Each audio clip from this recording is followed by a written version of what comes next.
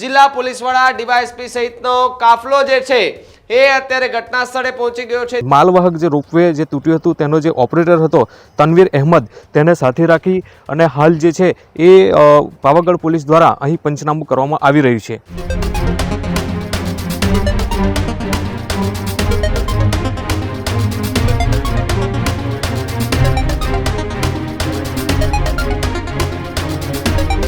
નમસ્કાર, આપ જોઈ રહ્યા છો ન્યૂઝ રૂમ અને આપની સાથે હું છું ભાવિક। સમાચાર યાત્રાધામ પાવાગઢથી સામે આવી રહ્યા છે કે જ્યાં ગુડ્સ રોપવે જે તૂટ્યું હતું ગઈકાલે સાંજના સમયે તેમાં 6 જેટલા લોકોના કરુણ મોત નીપજ્યા હતા। તો બીજી તરફ પોલીસની ટીમ અને એફએસએલની ટીમ અત્યારે ઘટના સ્થળે પહોંચી અને ત્યાં હાલ તપાસ કરી રહી છે। તો બીજી તરફ જે ક્રેન ઓપરેટરનો જે માણસ હતો તેમને સાથે રાખીને અત્યારે તપાસ એ જે છે તે ચાલી રહી છે। ગઈકાલ સાંજે એ પોલીસ જે છે તે ઘટના સ્થળે પહોંચી હતી। તો બીજી તરફ સાંજથી જ પોલીસ ત્યાં હતી। આજે સવારે પંચનામું કરવાની પણ એ પ્રક્રિયા જે છે તે પોલીસ દ્વારા હાથ ધરવામાં આવી છે। અલગ અલગ ટીમો બનાવવામાં આવી છે।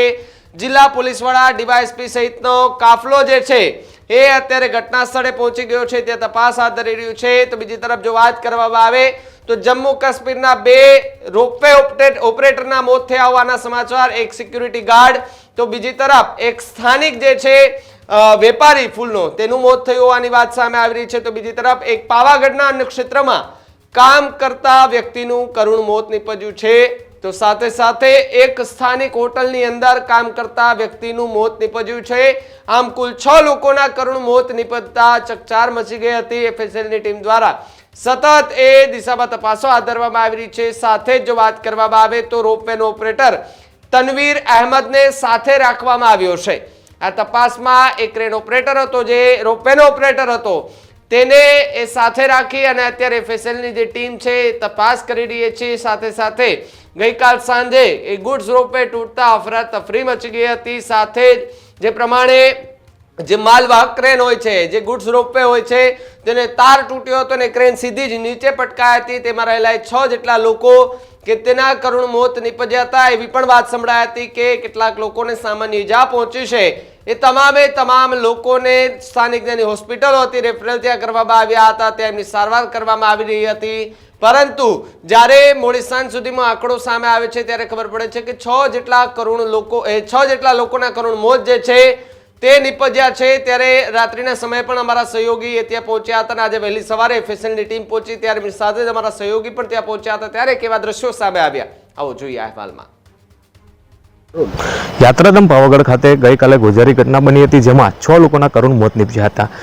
જેને લઈને આજરોજ વહેલી સવારથી પાવાગઢ પોલીસ, ડીવાયએસપી, એસપી સહિતની જે ટીમ છે, એફએસએલ ટીમ છે, અહીં પહોંચ્યું છે અને ન્યૂઝ રૂમ ત્યાં હાલ ગ્રાઉન્ડ રિપોર્ટિંગ કરી રહ્યું છે। અને માલવાહક જે રોપવે જે તૂટ્યું હતું તેનો જે ઓપરેટર હતો તનવીર અહેમદ તેને સાથે રાખી અને હાલ જે છે એ પાવાગઢ પોલીસ દ્વારા અહીં પંચનામું કરવામાં આવી રહ્યું છે। Bhavin Parmar, news room, Panchmahal. તો જે રીતે અમારા સહયોગી ભાવિન પરમાર ગઈકાલે સાંજે પણ વરસતા વરસાદમાં ત્યાં પહોંચ્યા હતા। આજે વહેલી સવારે પણ ધોધમાર વરસાદ ચાલુ હતો, દરમિયાન પણ અમારા સહયોગી ત્યાં પહોંચી અને જે તપાસ હાથ ધરી હતી તેમના વિગતો જે છે તે અમારા સુધી મોકલી છે અને અમે વિગત તમારા સુધી મોકલી રહ્યા છે। સાથે જ વરસાદનું પ્રમાણ પણ ખૂબ વધારે છે।